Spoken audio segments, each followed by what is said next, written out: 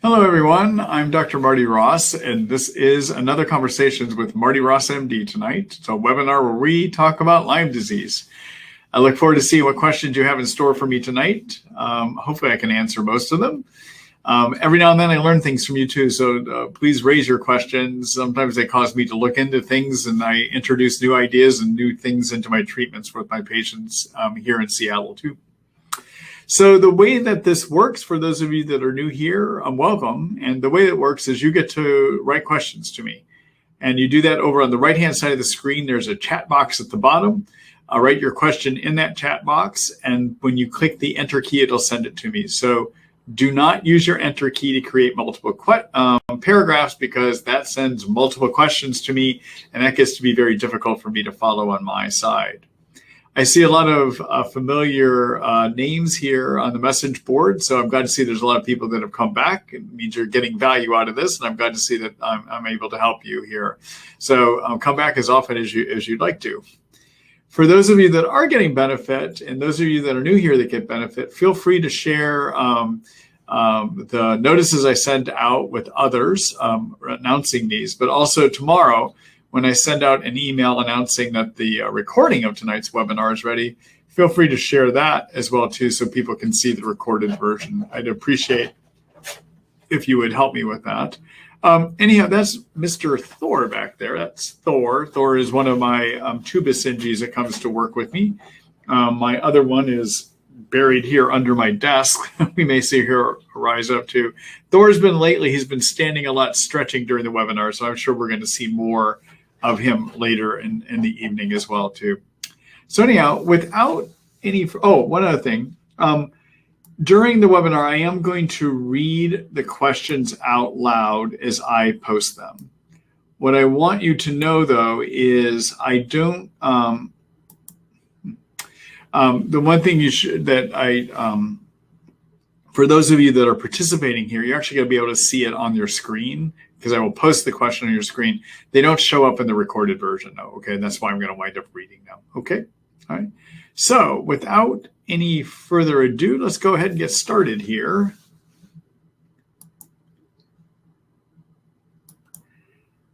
Hello, S. Let's see, have you used Cryptolepis to treat Lyme? The answer is I have started to.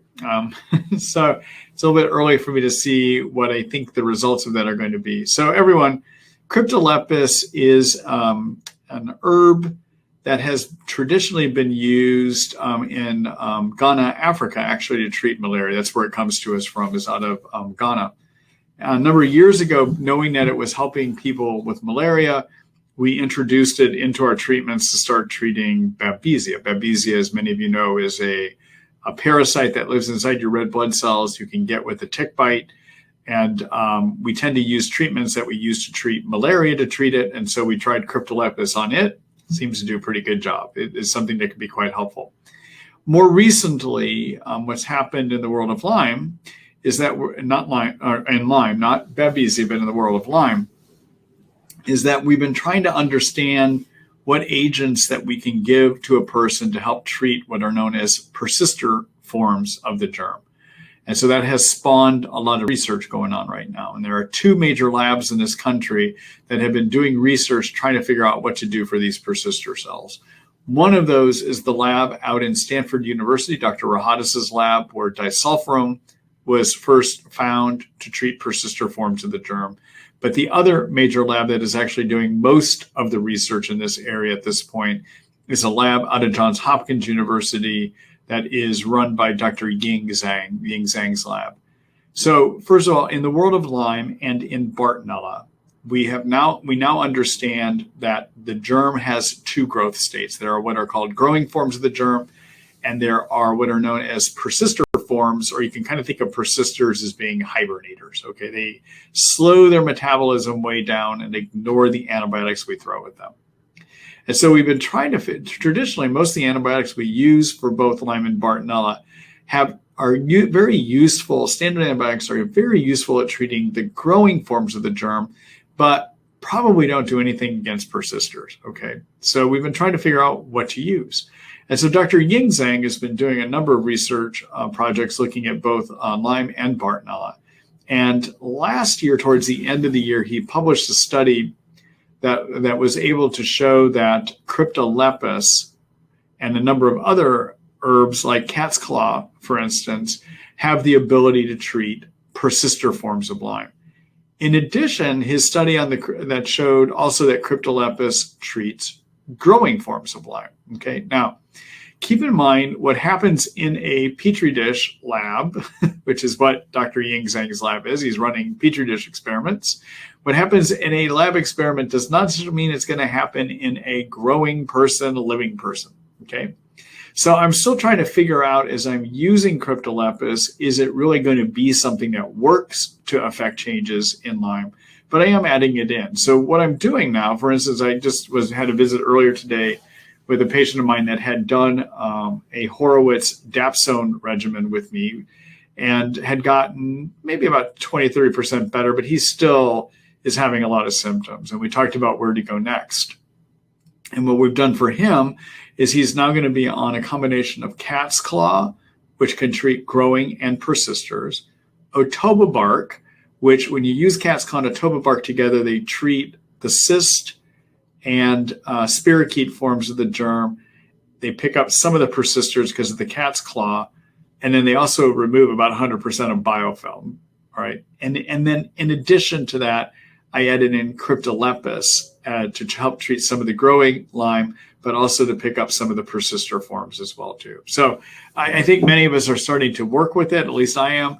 It's a bit early for me to tell you as to whether I'm going to find this to be the game changer for everyone or not, but it is something that can be used, at least according to the lab experiments, to treat both growing forms and persister growth states. Okay, now a word about Lyme. So there's a terminology soup that can get very confusing. Okay, so there are growth states of the germ, and then there are forms that the germ lives in. Okay, so the growth state would be growing, and then there would be hibernating. That would be persisters. Okay, the forms of the germ in Lyme, there are spirochetes and there are cysts. So spirochetes, if you look into the microscope, those are the corkscrew-looking things. Okay. And then what a cyst is a microscopic cyst. It's like a little ball form of the germ. Spirochetes can morph under pressure into cyst, and when they're not under pressure, they can come back out of the cyst back into the spirochete form. Okay. Now, spirochetes and cysts can have growing forms, or a growing state, I should say, and they can have persister state. All right. So the two forms, what it looks like, are spirochetes and cysts, and then they can have growing spirochetes and cysts, and you can have persister spirochetes and cysts. Okay. So anyhow, there's a lot of terms to get used to in this illness. So anyhow, there you go. Thanks for that question.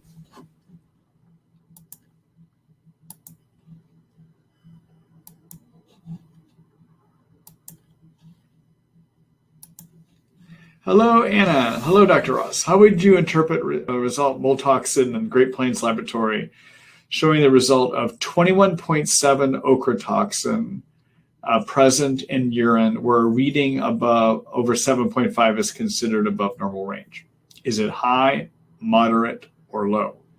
Is it possible to successfully treat Lyme with co-infections first and address the issue of mold toxicity at a later stage?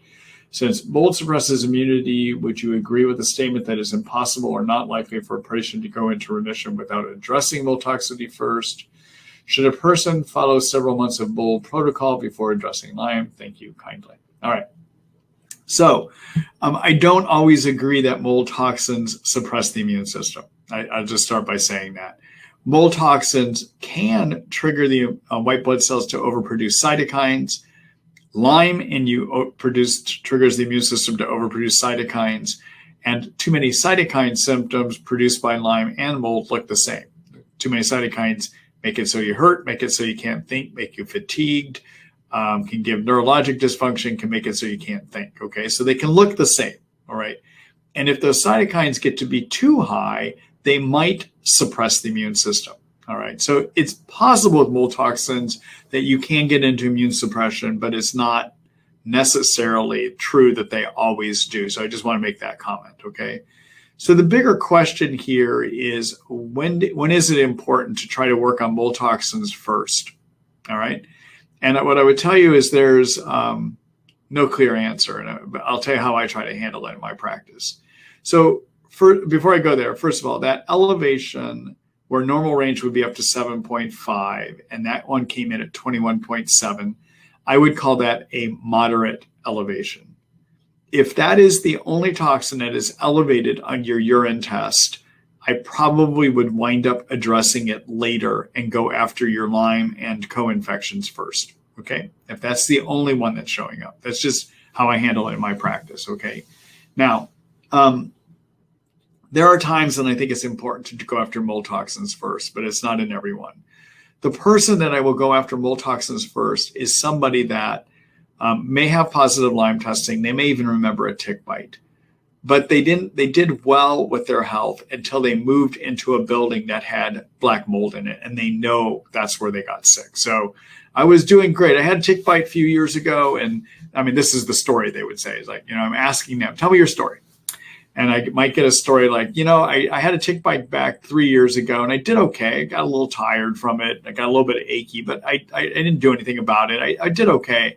And then I recently moved into a home and I've been in there for about 3 months and I can't even get out of bed. I'm hurting all over. I can't think anymore. My body aches severely. Okay. So that story tells me that they moved into a house that had mold toxins, right?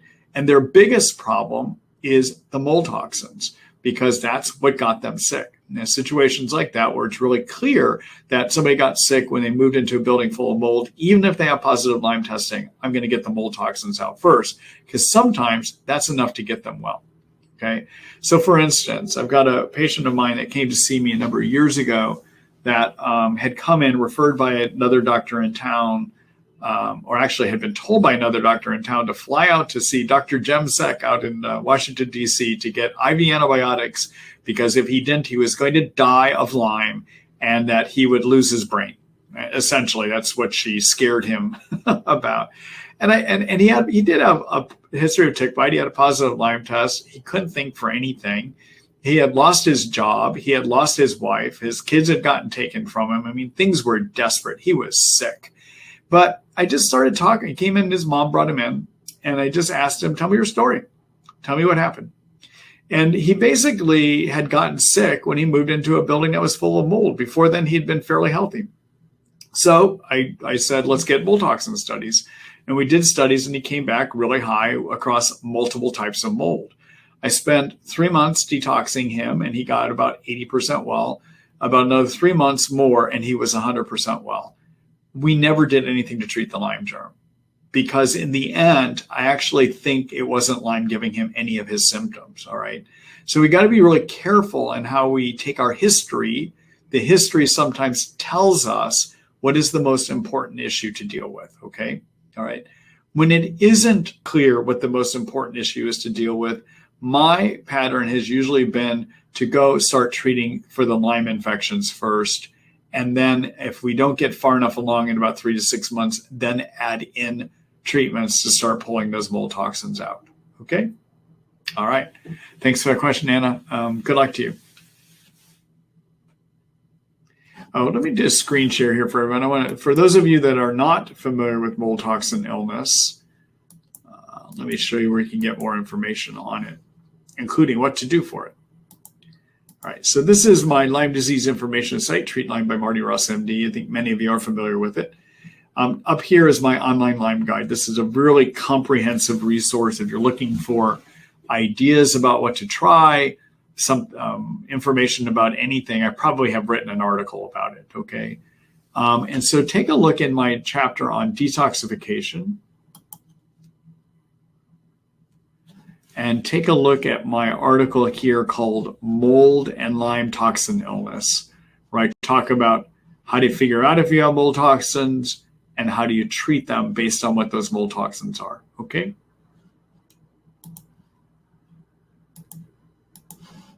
All right, thanks for the question. Good luck.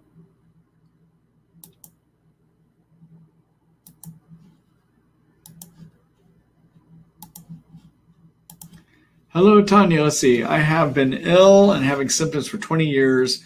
All started after giving birth with panic attacks, palpitations, heart flutters, chest pain, shortness of breath, fatigue, muscle weakness, and more recently, frontal headaches, dry eyes, pain in one eye, neck pain, numbness, and tingling in the hand and feet. Any suggestions if it could be Lyme and co-infections? Which ones? Best testing. Thanks. Okay, so the answer is yes, it could be Lyme and co-infections, but I would need to get a lot more history from you beyond your symptoms to help figure that out. So the way we figure out so first of all, about pregnancy. So often when people have Lyme or co-infections, they'll do better in pregnancy, and it isn't until after the pregnancy that things get worse. Okay, so that story of doing great in pregnancy or you did better in pregnancy and everything got worse after pregnancy, yeah, we see that in Lyme disease sometimes, okay? All right. Then in terms of symptoms, when I hear stories of heart flutters, palpitations, shortness of breath, headaches in the front of the head, those are symptoms that we sometimes see in a co-infection called Babesia. When I hear of, and marked fatigue can be part of that too. All of these symptoms might be part of Lyme. I'm not seeing the numbness and tingling probably could be Lyme or might be part of something called Bartonella. Ongoing anxiety could be part of Bartonella too. So you got the possibility of 3 different infections here from what you're telling me, okay? Now, how do we make a diagnosis of Lyme? Well, first of all, we look at, have you ever had a tick bite? What's your risk of getting it, okay? And if you've had tick bites or if you live in areas where there's a lot of ticks that might carry Lyme, like in New Jersey where 95% of ticks carry Lyme, you got to wonder if you might have Lyme, okay? So anyhow, we look at what are your risk factors. Number 2, we look at what your symptoms are and do they suggest it? And I would say, yeah, your symptoms here suggest Lyme, Babesia, maybe Bartonella to me. All right, third thing we look at is, are there any physical exam findings? Well, obviously, I don't get to do a physical exam here. And also, we usually don't learn too much from a physical exam. And then number 4, we look at is there any supportive testing? Okay, so regarding the testing, what I like to do in situations like this, and I'm trying to see, do I have my numbers?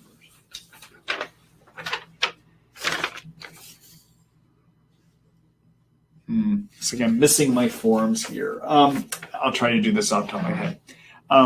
So with well, I'll describe what to do. I was going to give you test code numbers, but I don't have those here. Anyhow, what I would do in terms of what I consider to be the best testing that I'm using in my practice, the best lab to do tick-borne testing out of at this point in time is IGeneX, which is an independent lab that's located in California. Their testing is more valid than other labs that are out there, all right, and has less chance of finding false positives or false negatives. They are better than Armin labs. They are better than Infecto Lab. They are better than, who's the new kid on the block? There's a new kid on the block that's doing a lot of these. It'll come to me. I'll think of it. There's another lab that started doing this. And definitely better than DNA Connections. DNA Connections has never validated what it does. IGeneX has taken their tests, developed very good test techniques, tried them out and tested them against known samples or samples that are known to have illness and samples that are known not to have illness. And they know from their validation studies how accurate their testing is, okay? DNA Connections has never done validation studies. We don't know if anything that they tell us is true or not because they never showed us that it is. So anyhow, IGeneX, I trust IGeneX, okay? The Infecto Lab and Armin labs, if we look at the test technique that they do, which is called an Ellis spot, that has a 15% chance of missing illnesses, okay? Versus the IGeneX testing I'm going to tell you about generally is going to find most of these illnesses about 90 to 95% of the time. It's a better test technique, all right? So for the Lyme, I would do the IGeneX Immunoblot, IgM, and IgG. That test will find Lyme if you have it 95% of the time. It tests for 8 strains of Lyme germs. And if it is, and they they genetically modify the proteins from the Lyme germs as part of this test to remove any possibility of false positives. False positives, all right? So their test will find Lyme if you have it 95% of the time, and when it finds, it says it's positive, it's right 100% of the time. That's a good test, okay? For Bartonella, I would do their Bartonella Western blot, or they call it WB on their test form, Bartonella WB for IgM and IgG antibodies. That technique looks to see if you have antibodies against a family of 15 kinds of Bartonella that can infect a human. The reason I like their test over Armin and over InfectoLab is that those labs only look to see if you have a reaction against 1 or 2 strains. We know there are actually 15 strains of Bartonella that can infect a person. IGeneX has done validation studies that looks like it can find Bartonella when it's there about 90% of the time and has a low false positive rate. Okay, all right. Then for Babesia, Babesia is a little trickier. There can be quite a bit of false positives in Babesia, even with IGeneX. No lab is doing a perfect Babesia test. I still would do the IGeneX Babesia test, and through IGeneX, I would get their FISH test, which is a microscope slide exam. I would also get a Babesia IFA and for Babesia microti, and another strain called Babesia decani. I would do their IFA on that. It may still miss it though, but you should still do it to see if you can confirm whether you're happy from a lab standpoint or not. Given your symptoms here, I think I would probably tend to treat for Babesia anyhow, even if the testing is negative, okay? Anyhow, those are some thoughts, but that's the premier lab that I tend to use for most of my testing is IGeneX, mainly because they've developed their testing and they've done a great job of testing their testing to make sure it's accurate, okay? And a lot of the labs out there cannot say they've done it in the same way. The newer lab I was trying to remember is Vibrant Labs, has been doing a lot of new testing on mold toxins and tick-borne illnesses. Vibrant, I recently tried getting information out of that lab as to the validity of their testing. I think their Lyme germ test is valid. They do not have validation studies on the other germs to share with anybody. So I'm not sure if their testing is truly valid or not. So I'm shying away from Vibrant Labs at this point as well too. Okay? All right. There you go. Good luck to you, Tanya. Thanks for the question.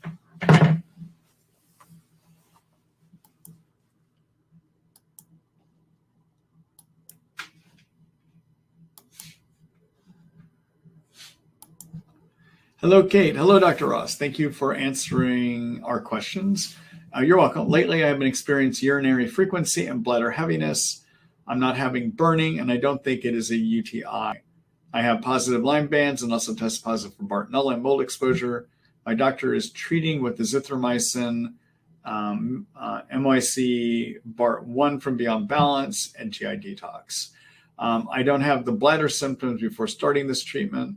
I'm wondering if the treatment would be causing the symptoms. Your thoughts? So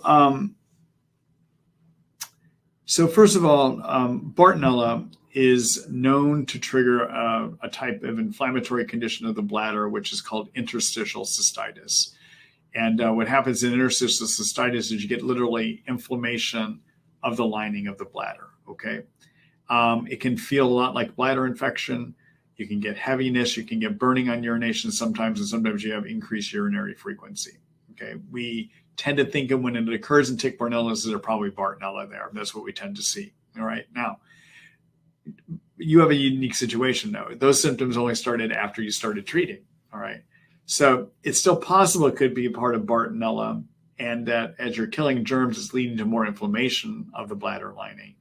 But it is also possible that one of these things that you're taking is inflaming your bladder and giving you these symptoms. So I haven't seen that happen with any of these in bladder, but it's possible, all right? So there's a Marty Ross MD rule of medicine. This is Marty Ross MD's law of medicine, okay? And here's what it is. This is about side effects, okay? So you ready? Here's the rule. Anything can happen to anyone with anything. All right. And so what I mean by that is anything you take can give a side effect, even if it is not a common side effect, even if on the list of possible side effects for azithromycin, no one has ever written down on their list in the PDR or any drug reference that you get bladder irritation, it can still happen to you. Okay. So when I get in a situation like you're describing, the only way to figure out if it's drug or herb related is to stop something and see if it gets better. So you have to kind of do by trial and error. Now, don't do this without talking to your doctor first, okay? You should talk to your doctor to say, I'm wondering if one of these is irritating me. Can you tell me which ones I should stop first and how I should go about reintroducing them? Okay, do that. Just don't do it on your own. You should talk to your physician to see what they say, okay? But this is a kind of a situation where I might try to do some stopping of the different agents you're taking to try to figure out if one of these agents as a side effect is triggering bladder irritation, okay? Because again, there's the Marty Ross MD rule of side effect medicine, which is anything can happen to anyone with anything. And in Lyme disease, believe me, anything can happen. I've seen some crazy things. Many of you out there have had symptoms where you know it's crazy, some of the side effects people get with when they have Lyme and when they're using various prescriptions as well as supplements to deal with the issue. Okay? All right. Good luck to you, Kate.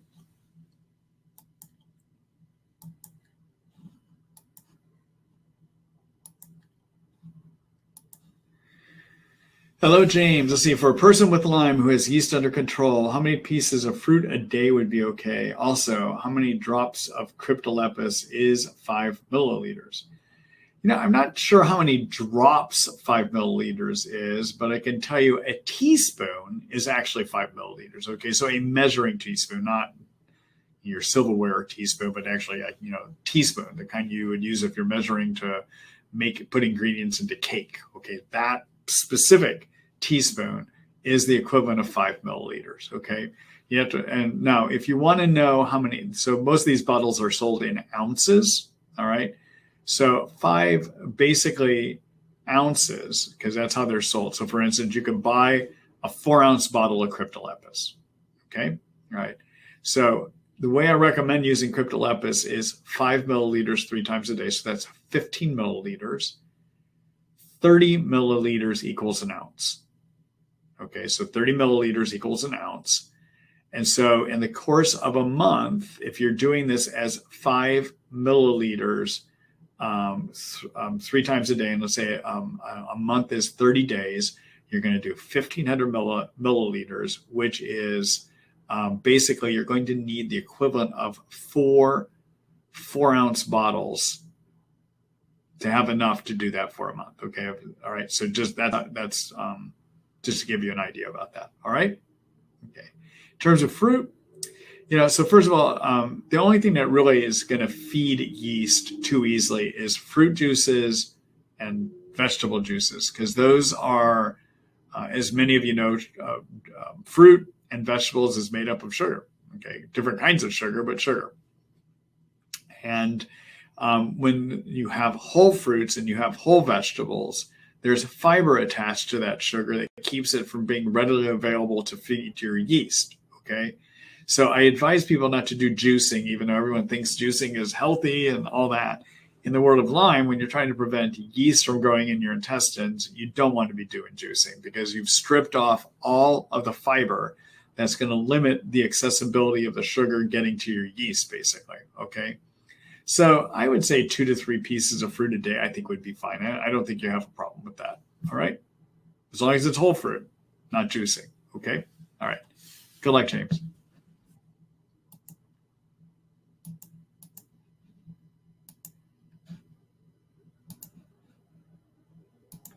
Hello, Gail. Let's say hi, Dr. Ross. I take low-dose naltrexone. I'm working my way up to 3.5 milligrams. I hope to get the COVID vaccine. Would low-dose naltrexone suppress my immune response to the vaccine, as I know it can temper down the immune system? Also, have any of your patients who have Lyme, etc., gotten the COVID vaccine and had side effects which did not go away or worsen their Lyme symptoms, and they didn't settle back down to their baseline? And what about the COVID vaccine while on antibiotics? Okay, so when you get the COVID vaccine, one of the things that it's going to do is it's going to trigger your white blood cells to manufacture cytokines. All right. Now, many of you know, because you participate in my webinars a long time, you know that one of the things that gives you your Lyme symptoms are cytokines, right? So white blood cells, when they see an infection, manufacture these chemicals called cytokines, which is great because those cytokines turn the immune system on to fight that germ. But if the immune system is having a hard time, it's going to make too many cytokines. And too many cytokines make you hurt, give you brain fog, give you fatigue. I can go down the list of what we call Lyme symptoms, and they're too many cytokine symptoms, all right? Now, when you get the COVID vaccine, the immune system is going to see this spike protein that gets produced as a result of the COVID vaccine, and it's going to manufacture cytokines, right? So people, regardless of whether they have Lyme or don't have Lyme, the side effects of getting the vaccines are sore arms, fatigue, achiness. Sometimes people get temperatures. Sometimes they can't think for a while. Okay, these are the common side effects that people get.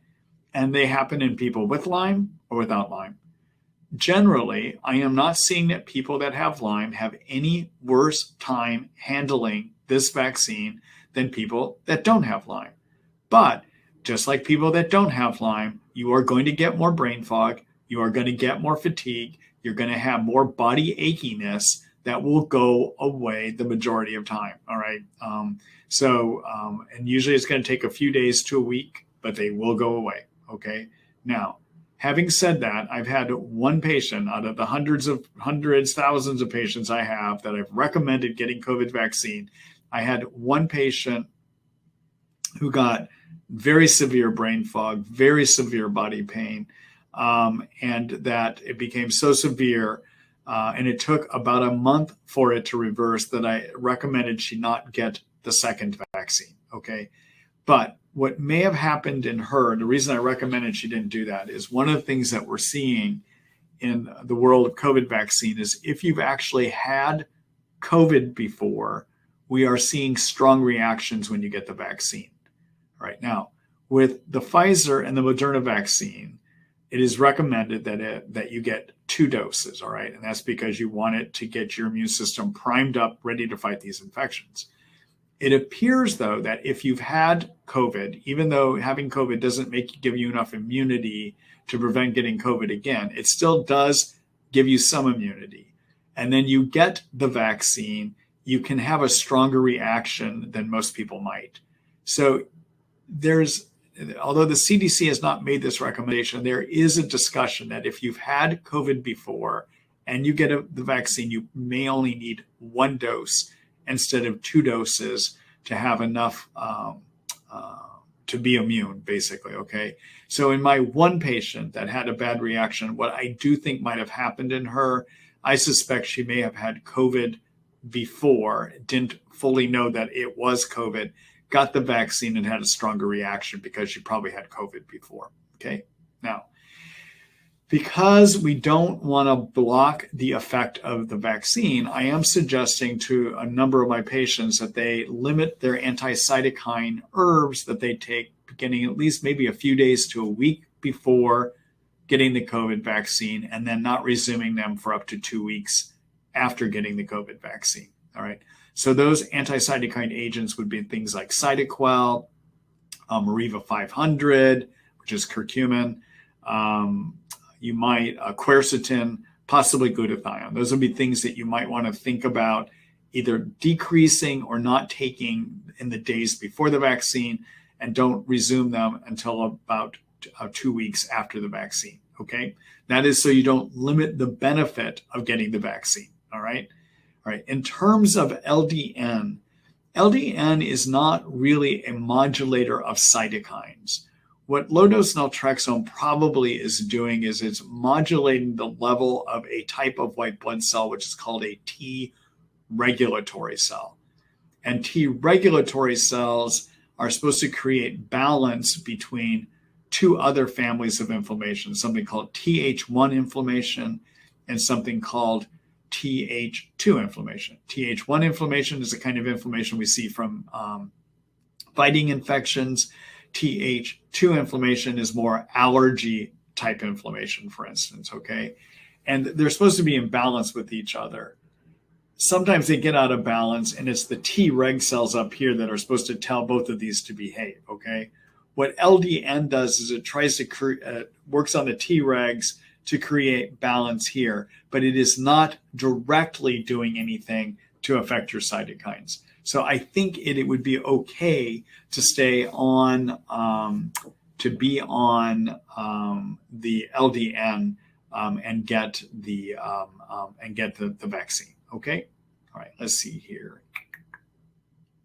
Oh, and yes, be on antibiotics. There's no problem being on antibiotics and getting the vaccine. Okay. So I will just tell you my message to my patients: get the vaccine, get the vaccine, get the vaccine. Okay. Because you have worse problems that may happen to you if you get COVID, and there still is a lot of COVID out there. In fact, we now are knowing from studies that people that barely have any symptoms of COVID months down the road are coming up with post-COVID symptoms and are becoming COVID long haulers. That is the last thing you want to have happen if you have Lyme disease.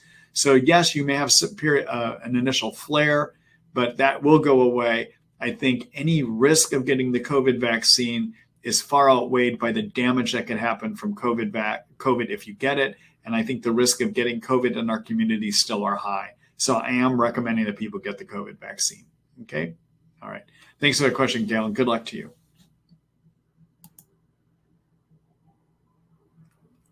One more thing about vaccine safety.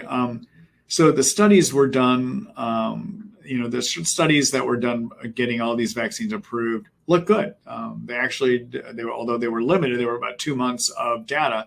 It does look like the facts of anything happening is rare with all of these vaccines. Even Johnson & Johnson, where we're seeing that some people may have increased clotting. These are people with an underlying genetic disorder is what it looks like, which is extremely rare. In fact, they have a greater chance of getting clotting from getting COVID than they do from getting clotting from getting the COVID vaccine. Okay, so we just have to keep this stuff in context, actually. All right. All right.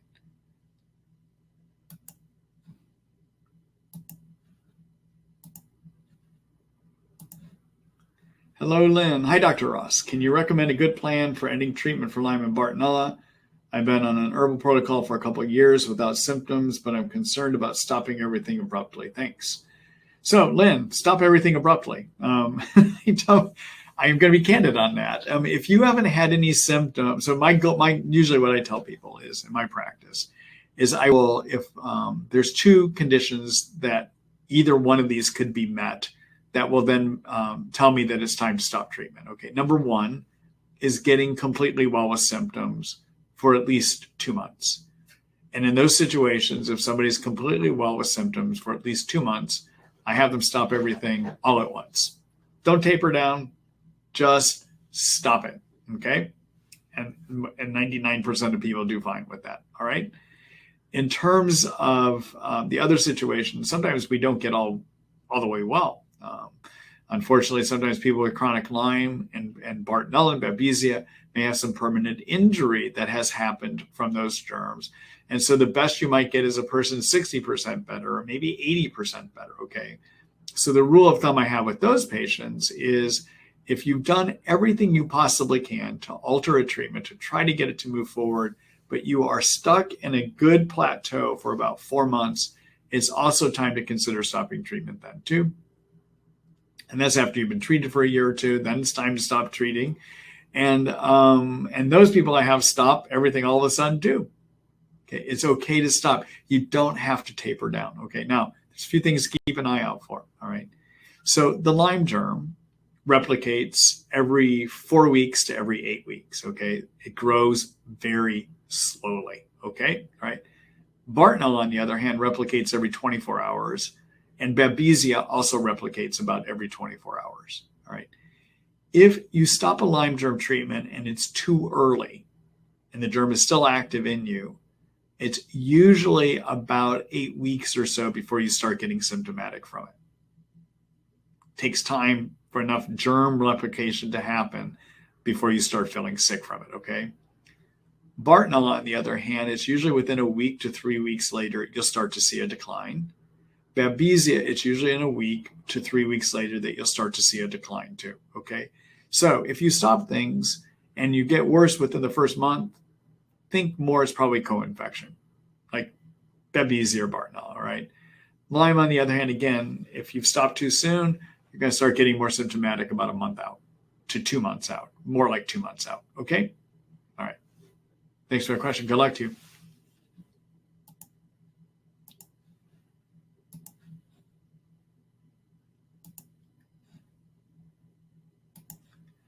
Hello, Isa. Hi, Doc. My Lyme friend has most of the symptoms of low testosterone.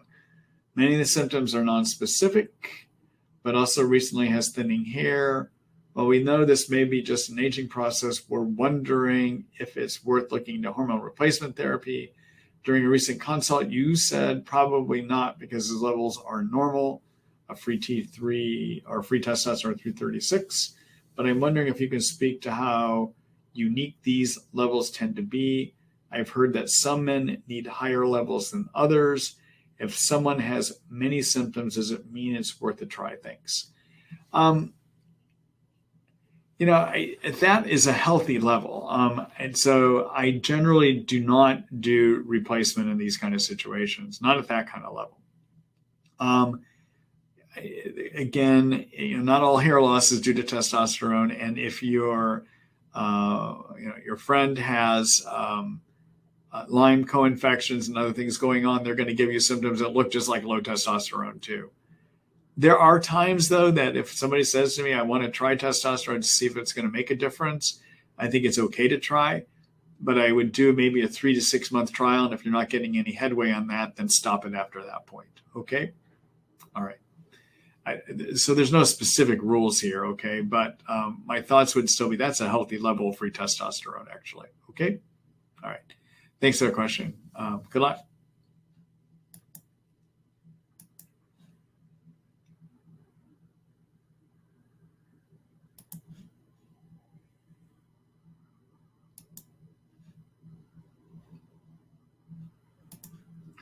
Hello, LM. Let's see. What do you suggest to combat the horrific exhaustion caused by Lyme? So tiredness in Lyme may have a number of problems. Okay, number one cause is that your immune system in trying to deal with the germ is making those cytokines I've mentioned tonight. Okay, and one of the symptoms of too many cytokines is fatigue. Okay, number two, those cytokines can interfere with correct functioning of your hormonal systems, and so you might get low adrenal and low thyroid function. All right. Number three, another cause of the fatigue can be that those cytokines interfere with your sleep. And number four, sometimes when you have these chronic infections in you, your immune system in trying to deal with chronic infections may over-manufacture oxidizing agents to get rid of the germs, to kill the germs, poison the germs. And those oxidizing agents can damage the membranes that make up your cell energy factories, which are called mitochondria. Okay. Now, there is no quick fix to the fatigue situation that some people with Lyme have. I wish there was. There just isn't. But you got to work on these multiple levels. Okay. So number one, get sleep. You want to get 7 to 9 hours of sleep a night, or try to get 7 to 9 hours of sleep a night. And if you need to drug yourself or use herbs to do it, you should do it. Okay. Because you got to get sleep. Okay. Number two, support your adrenal glands and your thyroid. And the way to do that is to use the herb called ashwagandha, 400 milligram to 500 milligram pill. I usually have people do 2 pills in the morning and 2 pills between 1 and 2. Okay. Also, see if your doctor will test your adrenal and thyroid functions. Just make sure what they are from a blood testing standpoint. Okay. All right. Number three, lower cytokines. And the thing that you should use to lower cytokines, I usually like using curcumin. Curcumin is a component of the seasoning turmeric. It gets inside of white blood cells and limits their production of cytokines. Okay. All And I usually like using a product made by Thorne called Mariva 500. It's a liposomal variety of curcumin, which increases the absorption of curcumin. Curcumin is not that well absorbed on its own. Turmeric in your diet is not that well absorbed either, okay? And so I like using that product, a 500 milligram pill, 1 pill 3 times a day, all right? And then in terms of mitochondria dysfunction, there's a few things you can do to help with that. Now, keep in mind, with all these things, you got to get your germs out too. So kill your germs. Whatever germs you have, kill them, all right? Work on them. If you have mold toxin illness as part of this, get the mold toxins out. So fix the underlying problems, okay? But while you're doing that, get sleep, lower cytokines, support your adrenals with the ashwagandha, and you can do mitochondria repair, all right? So for mitochondria repair, mitochondria are the energy factories found in every one of our cells. By some estimates, there's 300 to 400 of them.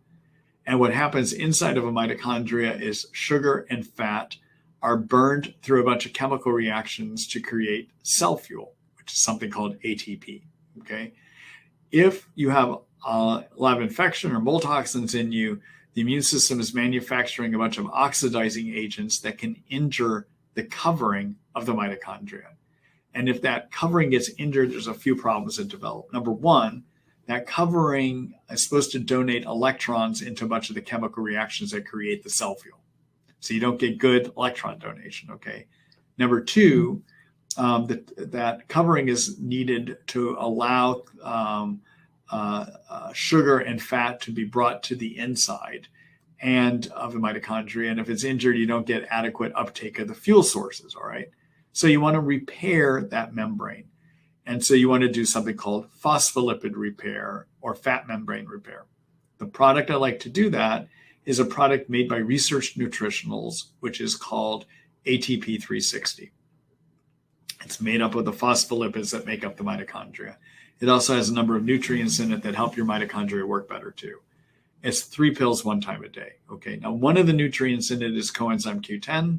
And if you are being treated for Babesia with atovaquone, malorone, or mepron, you do not want to be on CoQ10 because it will interfere with the atovaquone in that, okay? So what you want to do, if that's the case, don't use the ATP 360 3 pills 1 time a day. In that case, you would want to be on something called NT factor energy. That's 2 pills 3 times a day. Both those products are made by Research Nutritionals, okay? They repair the covering of your mitochondria. The other thing you want to do is fix the mitochondria from the inside. And what's useful at doing that is a powerful antioxidant called glutathione. To get glutathione absorbed in you is a problem. So you want to make sure you're using a product that has been designed to increase absorption, to get it absorbed into your bloodstream and into your cells. And Research Nutritionals has got some good research about their product showing that, yep, it does get inside your cells. And so their products are called Tri-Fortify. There's a Tri-Fortify Orange and a Tri-Fortify Watermelon by Research Nutritionals. That's what I like using for my glutathione product, and mainly based on their data that says, yep, they get increased levels of this stuff. And that would be a teaspoonful, 5 milliliters 1 time a day. Okay, those are the steps I would take. Okay, all right. So let me just do a quick screen share here for you.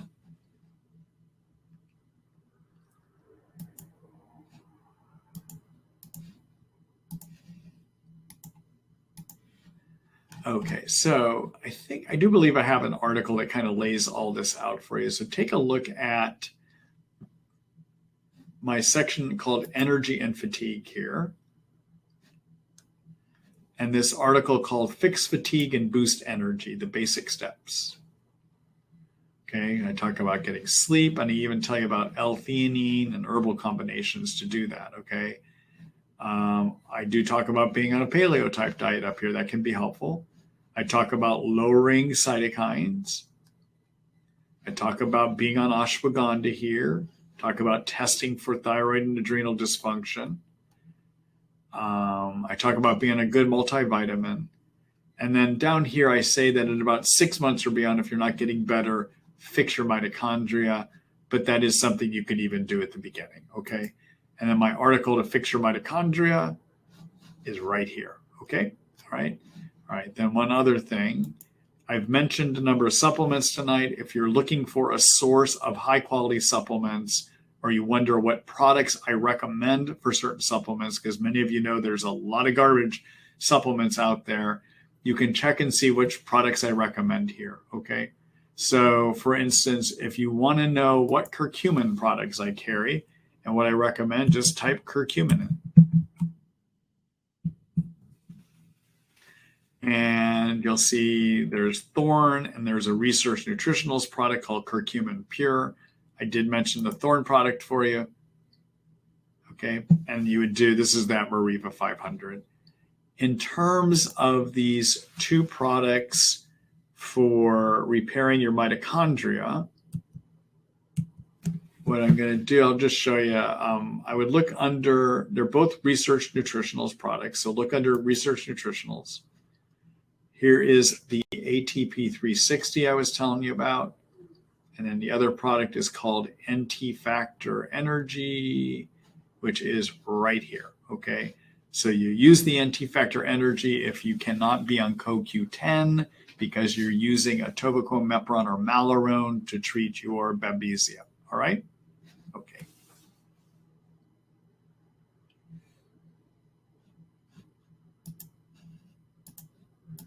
All right. Good luck. Thanks for the question.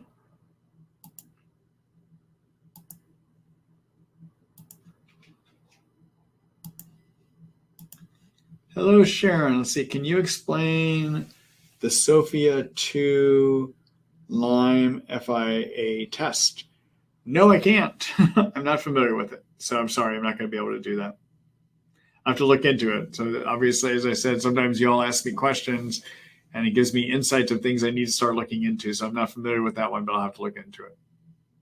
Thank you. Good luck to you, Sharon.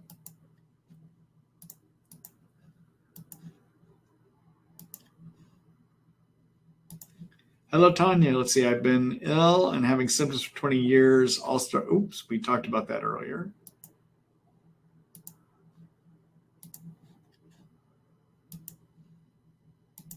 Hello, Eileen. Let's see. Thanks, Dr. Ross, for all you do and all these webinars. You're welcome. I'm 72 and diagnosed with Lyme and co-infection 7 years ago. I've been on your protocols for the last few years, including for yeast. I am improving. I'm glad you're good. Good to hear that. Let's see. My doc says I am way stronger than most women my age. I am active, ride and train horses. I diagnosed with DVT in January. Has been my first and only clot. Am currently on Eliquis. It was nearly resolved mid-April. I also have Hashimoto's and lichen sclerosis. My doc thinks I may have antiphospholipid syndrome. According to the Mayo Clinic, those with Lyme and other autoimmune issues may be more susceptible to it. Do you have any experience with this? If so, what do you recommend? Thanks again. So I don't, and you would think I might after all the years of managing Lyme, but I have not had a patient that has had that specific syndrome. And I don't, unfortunately, have any insights for you tonight. All right. Y'all have stumped me twice now in a row, but no, I don't have any insights on that. All right. Good luck to you, Eileen.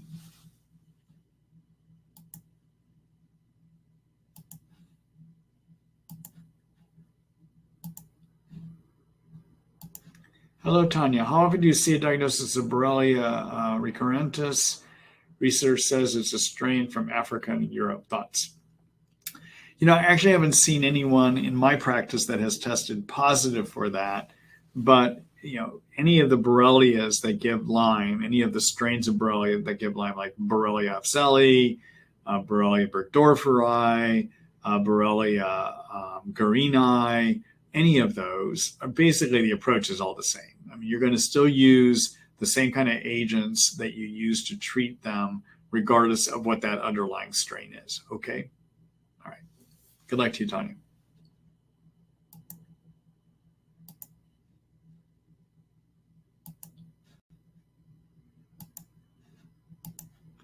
Hello, Summer. When do you recommend use SOT, which is called, you call it short oligonucleotide therapy. It's actually called supportive oligonucleotide therapy.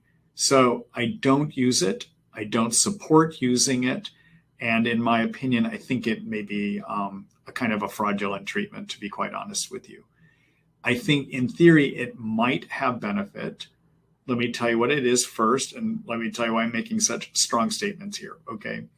So your genetic code is in your cells, your DNA, and something called RNA is made up of something called nucleotides. The pieces that make up your DNA and your RNA are called nucleotides, okay? And what happens inside your cells is DNA is your blueprint. And from the DNA, there are copies of that genetic code made and turned into something called RNA, putting together pieces of nucleotides, all right? That RNA then moves out into your cell, in the inside of your cells, your cell middle, I'll call it the middle cell. And out there, they attach themselves to protein production factories called ribosomes.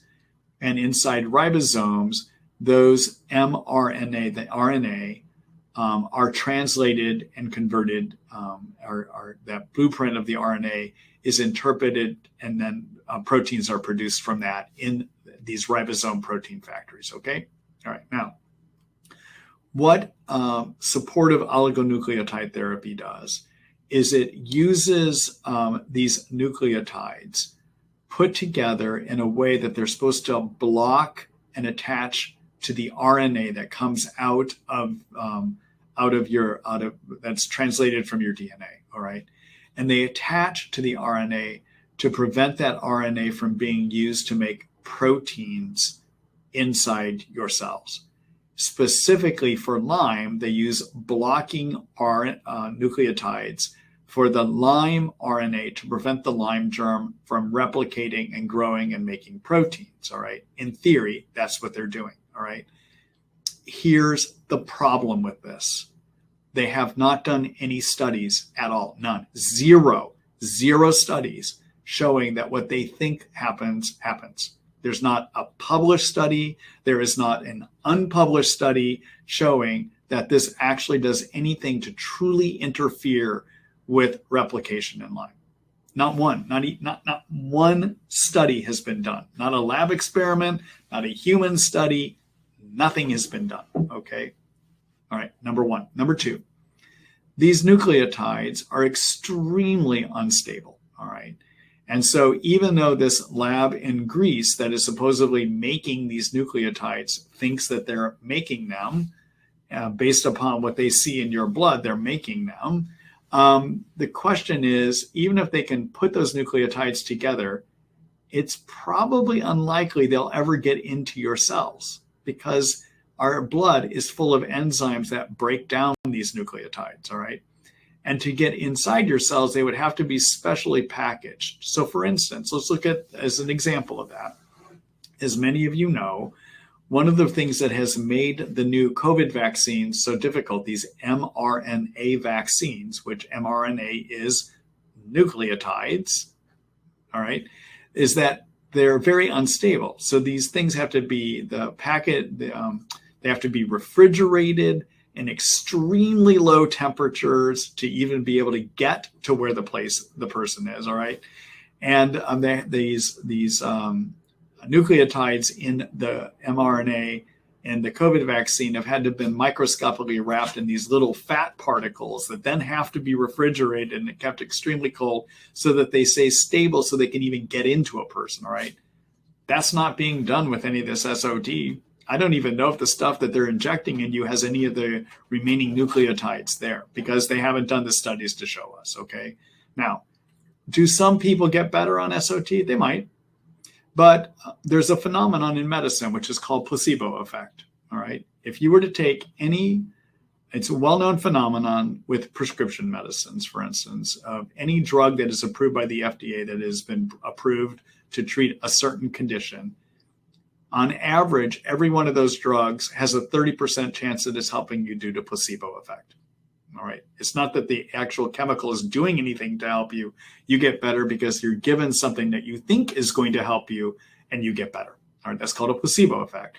And it's estimated that of all prescription medicines, on average, every one of them has a 30% chance of helping you. That's due to placebo, not due to any of the chemicals that are actually in that medicine.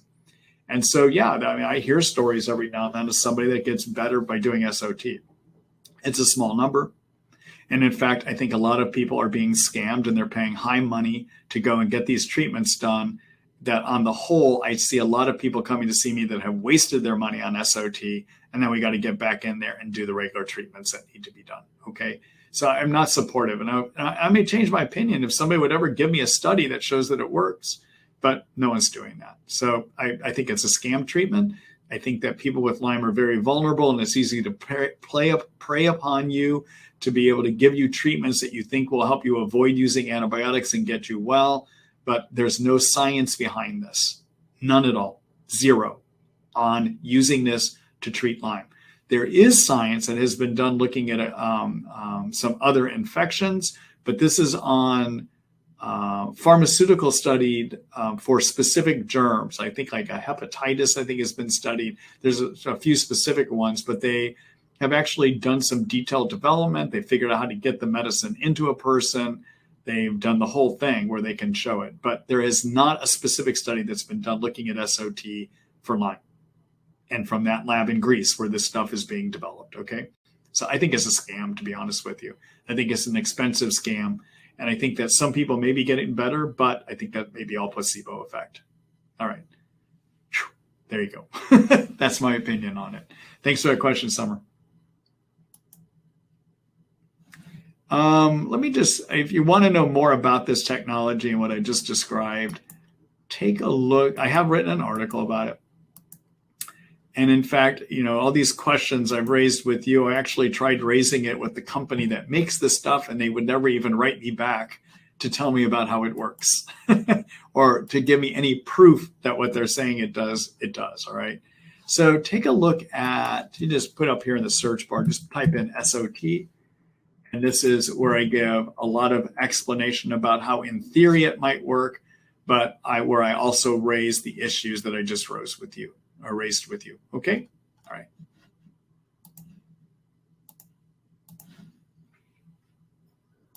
Good luck, Summer.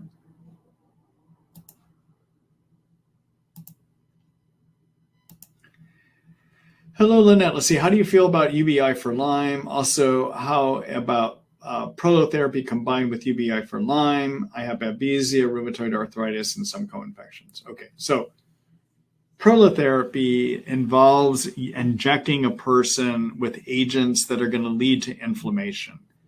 And that inflammation then can create healing. So for instance, if you're hurting in a joint, they'll inject you around the joint with medicines that lead to more inflammation. But what inflammation and that kind of process leads to is improved blood flow to the area, which then can lead to healing. So in terms of something, prolotherapy being something that can help with symptoms of pain, in and around joints and muscles, I think that can be beneficial. Okay. In terms of UBI, ultraviolet blood irradiation is what that stands for. But the idea is with UBI is it's a form of what I call oxidation medicine. These are forms of agents that are intended to create oxidation, which in theory can damage germs and kill them. Okay. So other oxidation agents can be ozone, hydrogen peroxide, UBI, UVA. Those are all different kinds of oxidation agents, all right?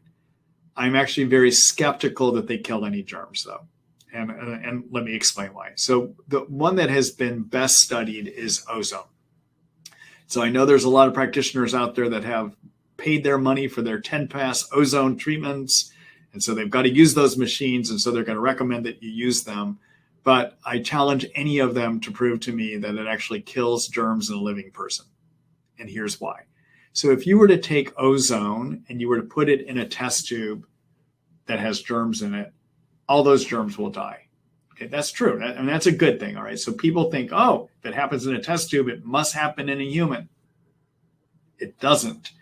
In fact, one of the godfathers of doing ozone therapy to treat Alzheimer's and other conditions, a guy that developed the whole science, is recognized as one of the leaders. He's from Italy, I believe. has done a study where he was trying to figure out, well, does ozone actually kill anything in a human? All right. What he did is he ran the experiment. He filled up his test tube full of germs, put ozone in, they all died. Took that same test tube, filled it up with germs, put minuscule amounts of blood in it from a person. There was no killing at all in the experiment. None of the germs died. All right. And the reason is ozone and UVI and hydrogen peroxide are all oxidizing agents. All right. That's how they damage a germ. Guess what your blood is full of? Antioxidants. Okay. Your blood is loaded with antioxidants. All right. And so the antioxidants within your blood will limit and keep this stuff from having good germ killing. Okay. Now, do people get benefit from doing UVI and UVA and hydrogen peroxide and ozone? Yeah, but there's another reason they may get benefit. And that is those therapies as oxidation agents can result in better delivery of oxygen to your cell mitochondria. All right, so your mitochondria start working better. And so when you get these treatments, you might feel better at first because suddenly you get energy burst out of your mitochondria. I think it's okay to do these treatments maybe around 8 times or so, but I draw a line around there because one of the things you have to worry about is because they are oxidation agents, and even though our blood is loaded with antioxidants, that oxidation stress on the body can start damaging your cell membranes, your mitochondria membranes, and so doing this stuff repeated may potentially lead to injury, okay? So I'm not a big proponent of these various oxidation treatments. I am a proponent maybe of ozone up to about 8 times, especially in people that have terrible fatigue and nothing else is working, because it may give you a better oxygen burst within mitochondria. But doing oxidation agents as something that can kill a germ, I think it's not legitimate based on those Petri or test tube studies that have germs in them, and you put a small drop of blood in and there's no killing. Okay. All right. Those are my thoughts on that. Prolotherapy, I think, is good. All right. Thanks a lot.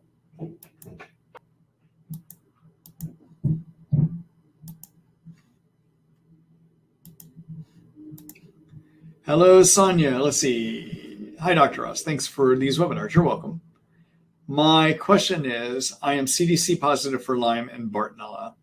I also received lab results from real-time labs and have very high levels of ochratoxin A and aflatoxin. I have often heard that we have to deal with mold mycotoxin issues first, then with Lyme. Do you think it's okay to treat both infections simultaneously? Also, what do you consider the best binders for ochratoxin A and aflatoxin? Thank you so much. All right, so ochratoxin tends to be better bound by activated charcoal. Aflatoxin, I always have to look this up. Bear with me just a minute here. Actually, I'll show you where we can look it up. We'll look it up together. Let me do a screen share here.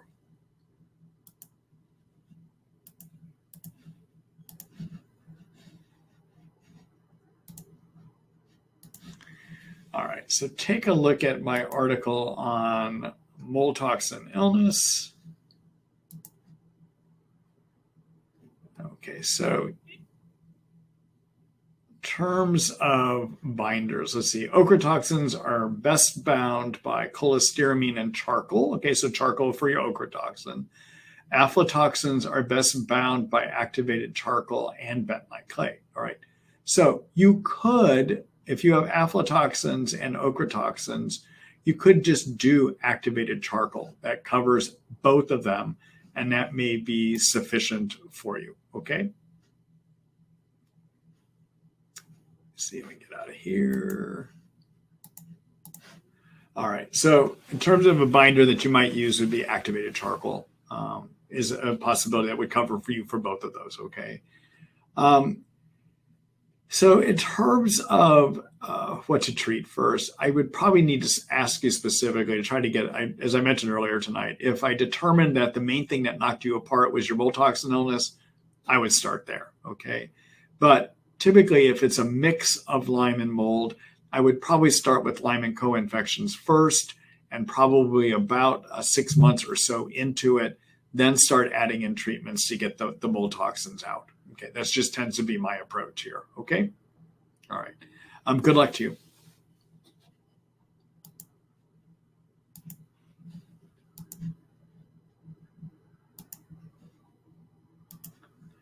Hello, Summer again. Let's see. Summer, do you recommend hyperbaric oxygen chamber for Lyme and mold treatment? If so, what general protocol? All right.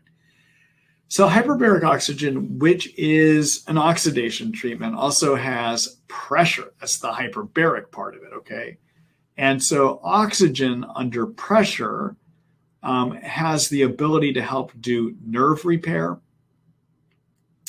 Playing on a theory, something we call brain neuroplasticity. Hyperbaric oxygen has been shown to help repair injured nerve connections, okay? The other thing that hyperbaric oxygen may do is it may help get better mitochondria function. As a germ killer, I think generally most of us have been disappointed at its ability to do germ killing. At the time that I was newer at treating Lyme, back in 2004, around 2007, I think 2008, somewhere in that time frame, we went through a period in Lyme where a lot of practitioners were buying their own hyperbaric oxygen machines.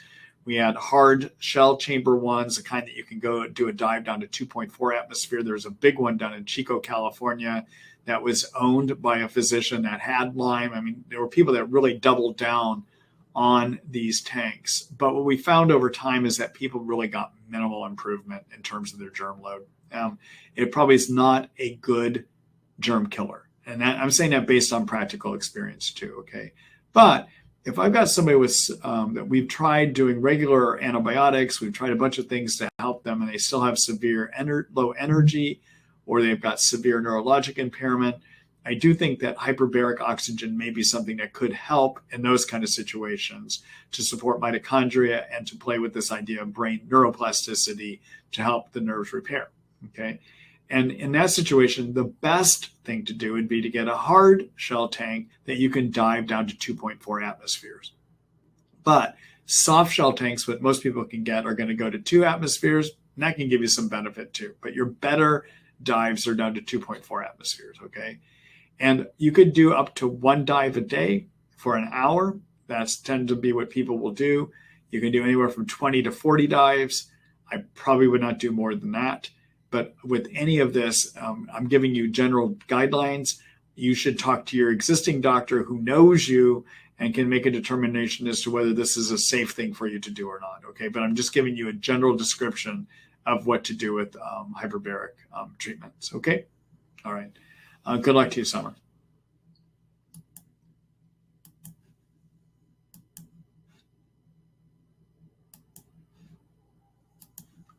Hi, Dave. Let's see. Hi, Dr. Ross. I tested positive via Great Plains Labs for mold toxicity. My doctor is putting me on cholestyramine and liposomal glutathione. Is this a good treatment plan? Is there anything else I should add? I mean, that's generally a good treatment plan. You're on a binder that's going to remove a number of the toxins. The glutathione is going to help support your liver in this as well, too, and may help lower inflammation cytokines. I would add one more thing, and that is I would add some curcumin that I talked about earlier to get inside your white blood cells and limit those cytokines. Again, the toxins are triggering cytokine excess, so you want to limit their production. And I would do that Thorn Mariva 500 as 1 pill 3 times a day, in addition to what you're doing here. That's what I do with my patients, or what I'm reflecting is how I would do it with my patients, okay? Talk with your doctor about that and see what they think about that, okay? The other thing is I'm just giving you a general idea. I don't, sometimes I will tailor the binders I use based on what the actual types of toxins are that are in you. But in general, cholestyramine is a reasonable one. The main thing you're going to find with cholestyramine, though, is it can be really constipating. And if it becomes too constipating, you may want to look at more of an herbal broad spectrum binder, a binder that has a number of things that it can bind a large kind of toxins. And so 2 such examples of that would be Biobotanical Research has a product called GI Detox that has in it zeolite clay, some humic acid, fulvic acid, and activated charcoal. Research Nutritionals has just come out with a product that's very similar to that, but they have a variety of things in it that can bind up a variety of toxins. And if on those, I usually would work up people to 2 pills twice a day. And those tend not to be constipating. Okay. All right. Good luck to you, Dave.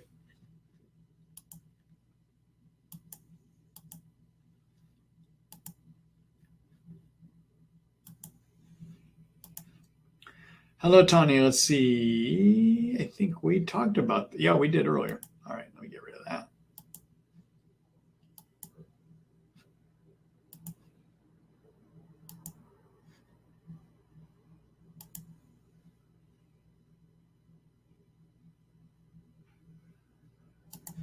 Hello, Summer. Let's see. I have suspected SIRS mold toxicity as well.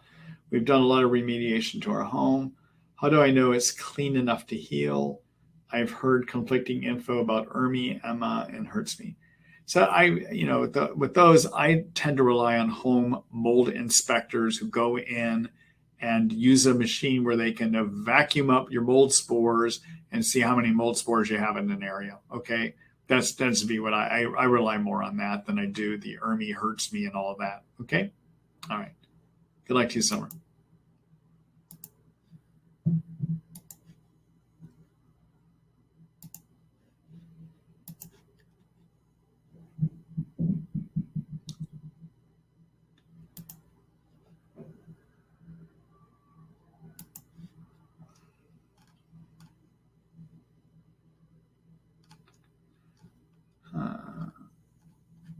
Margaret, you're saying I'm blinking in and out, but I haven't seen anyone else saying that. So I'm wondering if it's more of a problem on your end.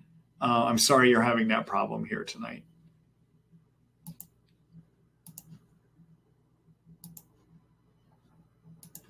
Hello, S. Let's see. What symptoms would indicate to you that someone has Ehrlichia?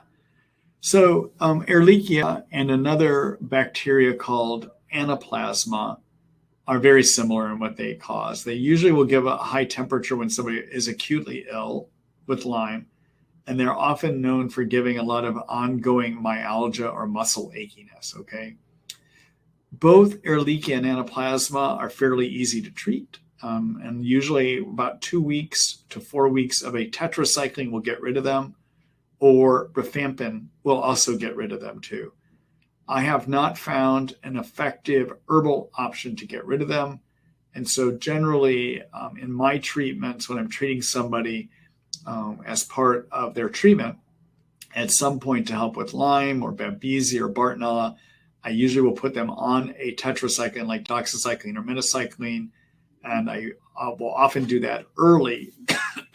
If I've got somebody in my practice that has a lot of myalgia, muscle achiness as part of their illness, I'm going to want to use doxycycline as part of their other germ treatment somewhere early in their treatment to remove the possibility of Ehrlichia or Anaplasma being a cause of that ongoing myalgia that they have. Okay? All right. Thanks for that question. Good luck to you.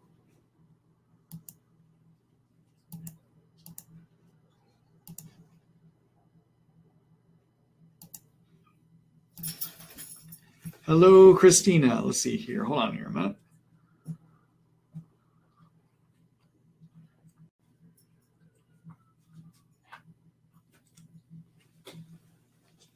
All right. Christina, can you speak to the lesions on the brain? So I guess the main thing I would say is that so Lyme can lead to demyelination or loss of the fat membrane that covers nerves, and that can show up as lesions. There are certain areas of the brain where we tend to see those Lyme lesions, okay? Now, MS can give you similar ones, and sometimes Lyme can cause MS, and sometimes you can have MS separate from Lyme, so that becomes difficult to make that determination. Often with people that have Lyme lesions, once you treat Lyme, sometimes those lesions will go away. Not all the time, though. All right. So sometimes once the nerves have been injured that way, the lesion part of that will remain on an MRI, but sometimes it will improve over time. All right. There are certain neurologists that are skilled at reading MRIs in a way that they can determine, based on what part of the brain the lesions is, whether there's a greater likelihood that those are Lyme or can be related to MS. Okay, but it depends on the skill set of that neurologist. I am not a skilled person at reading those. I have to rely on other ones to tell me to do that. Okay. Good luck to you.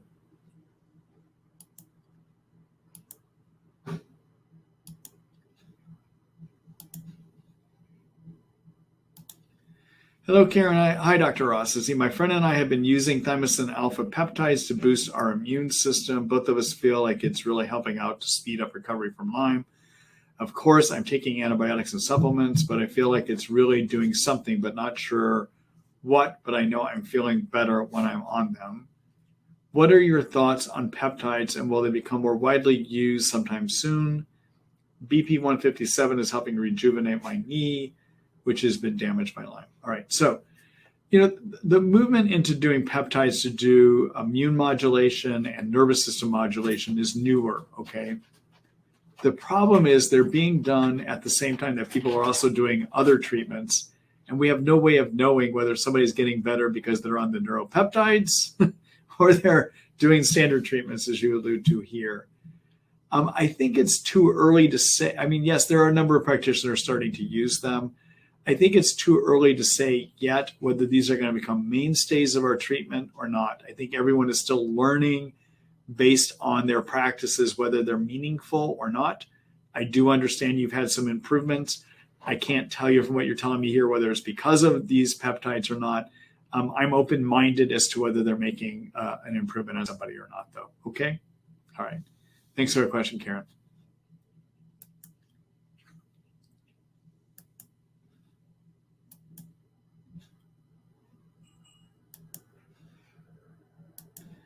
Hello, Anna. Hello, Dr. Ross. In order to assist the body in detoxification, lowering inflammation, should I be taking oral liposomal glutathione and combine it with NAC and ALA, or is it that you use one or the other precursors? Thank you. All right. So N-acetylcysteine and alpha lipoic acid are used to produce glutathione.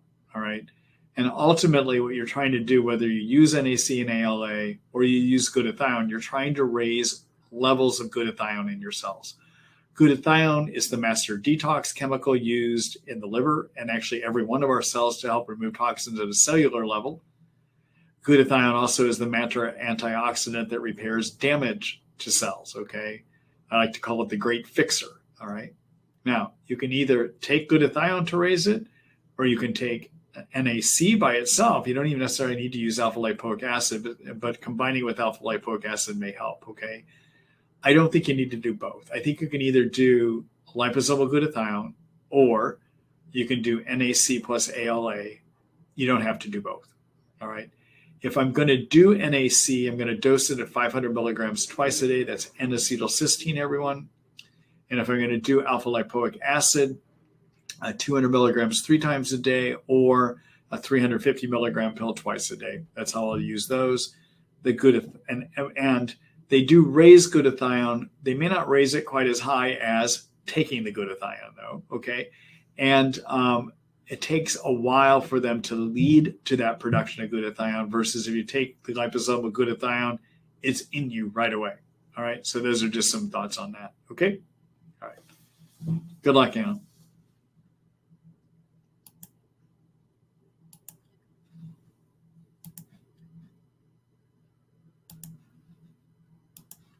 Hello, Sonia. Let's see. If you use cholestyramine for binding ochratoxin, will it work better if it's compounded?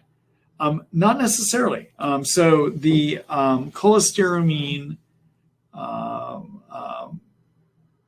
so cholestyramine is a binder, okay? And in a compounded form, what they're doing, they're still using the same cholestyramine chemical, but compounded, they're taking the raw ingredient of cholestyramine and they're not putting in all the other fillers and sugar and everything else that's put into the brand version of cholestyramine, all right? So the binder is the same, whether it's compounded or not compounded, but in the non-compounded version, you're getting fillers that you don't get in the compounded version, all right?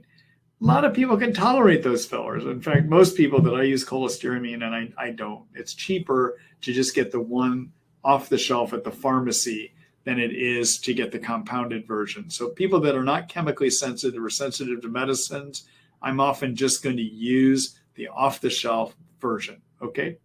All right. That is the non-compounded version.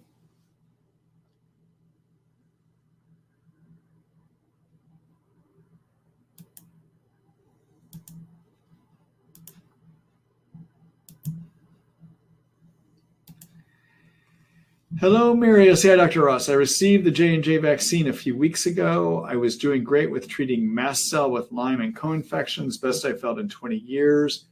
I took a major U-turn after the vaccine.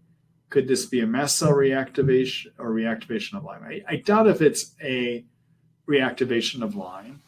The greater likelihood is it still is that you've triggered a huge cytokine load from being on it, and that over time it will get better. That's what I've been seeing with my patients. I rarely see it. Somebody gets a problem though, but what I have found, as I said earlier, that I think most of these are mast cell, not mast cell, they're cytokine related, and that over time that cytokine flare will settle down. In a situation like this, what I would do with one of my patients, I'd make sure they're taking lots of curcumin, 500 milligrams 3 times a day or 1,000 milligrams 3 times a day. I would get them on glutathione to start regulating cytokines down, and I would do the liposomal Trifortify Orange or Trifortify Watermelon by Research Nutritionals, and I would have them take that as 5 milliliters 3 times a day. And if I had a concern that some of this could be allergic related, like mast cell related, I would also add in quercetin, 500 milligrams, 3 times a day. Quercetin stabilizes mast cells to keep them from releasing histamines, basically. Okay, all right. Good luck to you. I'm sorry to hear that happen. Again, I'm finding it rare that people get into problems on this vaccine. Okay, I think people generally, to all those that, Mary, I understand where you might be hesitant on this now, but everyone, I think you have greater harm from getting COVID and the greater chance of getting COVID than you do any risk of getting something bad happening from the vaccine. And I still would recommend it. Okay. All right. Mary, good luck to you in recovering from this.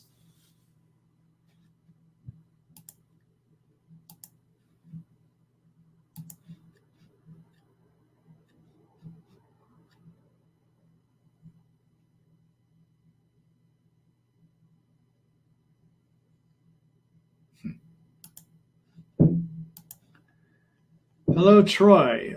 See, did Vibrant Lyme panel about 8 months ago and everything was negative.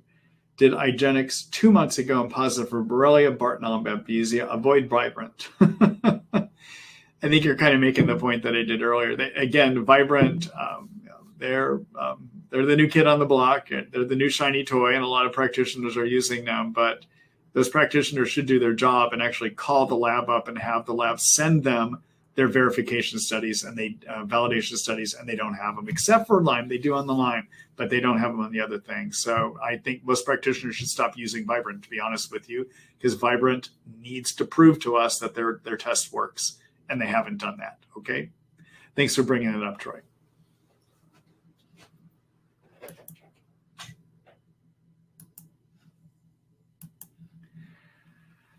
All right, everyone, that's it. Another one of our webinars tonight. Listen, I'm doing another 2 this month. In fact, we're doing one next week, and we're going to do one the week after that. All right. At least that's what my intention is. And as you know, every now and then I decide not to do them. But my intention right now is one next Thursday and the one Thursday after that. As you know, I've got Mr. Thor back there has been getting a little bit restless, so I'm going to have to get him out, and his sister Halo here. So I've got to get them out for a walk. And I've got to get me out for a walk. I've got to go exercise tonight. I think I got a good bike ride ahead. And then later tonight, I'm going to be editing up the video to prepare it to get it out to you in the morning. Somewhere between 9:30 in the morning is when I intend to have this completed. It will have a synopsis of what we talked about so that you can kind of go through the video to try to figure out where the sections are if you want to hear it again.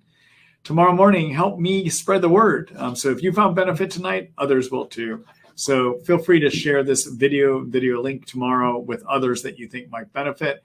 And also help me reach more people. When you get the announcement saying we got another webinar, please send those out to other people that might benefit as well too. All right. Thanks, everyone.